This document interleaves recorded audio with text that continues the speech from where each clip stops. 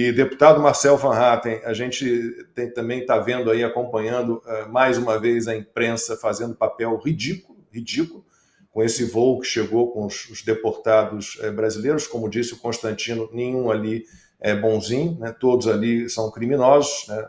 Os que têm crimes menores foi uma tentativa de entrada ilegal nos Estados Unidos, mas tem gente condenada por outros crimes. Tem como é o nome do sujeito, meu Deus, que até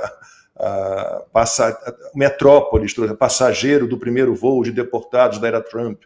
Morei lá há 35 anos, né? E o sujeito, Simval de Oliveira, ele foi condenado a 5 anos de prisão federal, assumindo-se culpado, inclusive, em 2022, por lavagem de dinheiro, 5 milhões de dólares de lavagem de dinheiro. E a turma toda da imprensa, que deixou de ser imprensa, deputado, dizendo que o Trump é malvadão. Mas nós temos os números aqui. Em 2023, 2024, a administração Joe Biden mandava um avião desses por mês, com deportados brasileiros, todos algemados da mesma forma, e o governo do PT não dava um pio. Quer dizer, foi o Trump assumir e agora esse tipo de conduta virou um absurdo total. Quer dizer, a construção da imagem do malvadão, ela tem sempre a ajuda dessa imprensa asquerosa, deputado.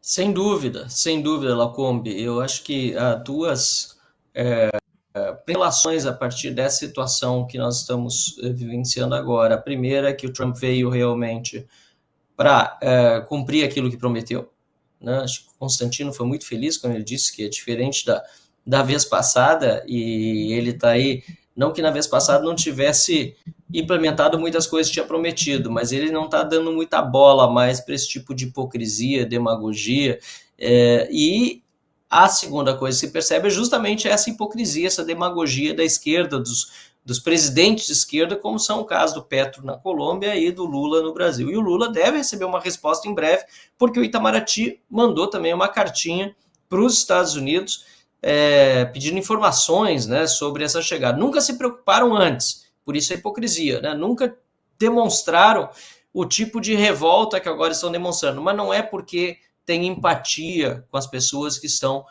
algemadas. Muito antes, pelo contrário, não teriam empatia por aqueles que estão presos injustamente desde o 8 de janeiro, por exemplo, estão usando tornozeleiras eletrônicas. A Débora, né, dos Santos, que a gente sempre cita, aquela mãe, né, de 2 crianças que passou batom, escreveu com batom, perdeu o mané na estátua do STF, fez algo errado, é verdade, mas no dia seguinte aquilo estava limpo, mas ela está até hoje sem poder ver os seus filhos. Então isso é maldade, com isso o PT não se importa, muito antes pelo contrário, né? O PT, na verdade, promove essa injustiça contra as pessoas com as quais o PT não concorda, e criminosos que chegaram no Brasil. Você citou bem um dos casos, né? Eu estava justamente procurando também aqui o nome do Simval de Oliveira, né? Um dos casos, e todos os demais têm alguma coisa, porque senão não estariam sendo deportados dos Estados Unidos. Um dos casos é de um condenado por estelionato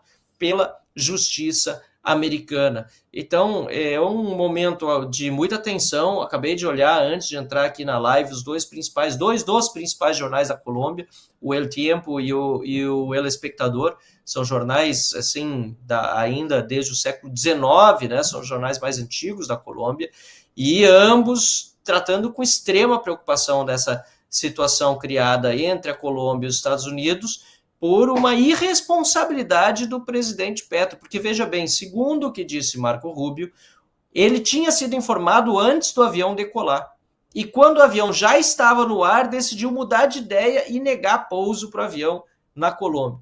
Isso é um absurdo, porque no fundo foi apenas capricho político, porque se as pessoas já estavam algemadas, ele era contra isso durante todo o período do voo de ida à Colômbia, fez elas voltarem ainda aos Estados Unidos, e agora está oferecendo mandar o avião presidencial para os Estados Unidos buscá-las, mas o Trump já disse, não tem mais visto para os funcionários do governo de Petro, nem para os filiados do seu partido a partir deste momento. Então é uma crise diplomática muito grande, a gente vai precisar observar isso de perto, né? Eu não sei como vai ficar a situação do Brasil também daqui para frente, porque, pelo que se percebe do Donald Trump, não vai aceitar essas bravatas aí socialistas gratuitamente, né? E o Brasil já demonstrou também, por meio das atitudes do Lula, de ministros do STF, que está querendo escalar uma tensão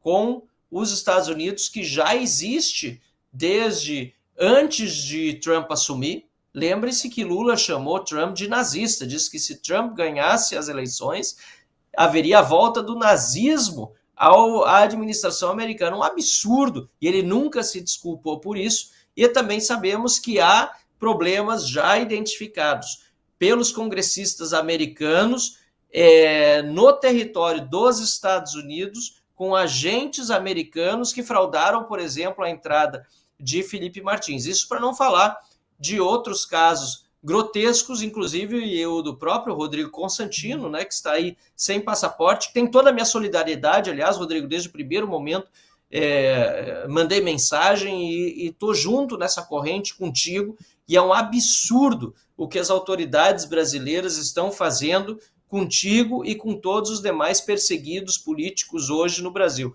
Você numa situação ainda mais delicada, né, combatendo um câncer, e as autoridades brasileiras a não demonstrar nenhum tipo de empatia. E aí com criminosos, com imigrantes ilegais, com aqueles que não estão respeitando as leis do país, os Estados Unidos, ao qual decidiram emigrar. Esses têm toda a solidariedade do governo brasileiro.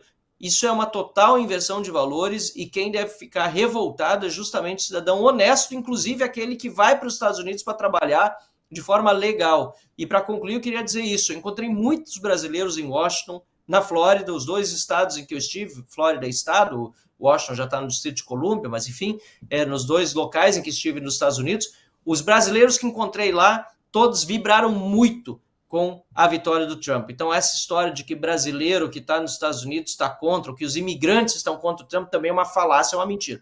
Está contra aquele que tem motivos para estar contra, muito provavelmente porque está ilegal no país.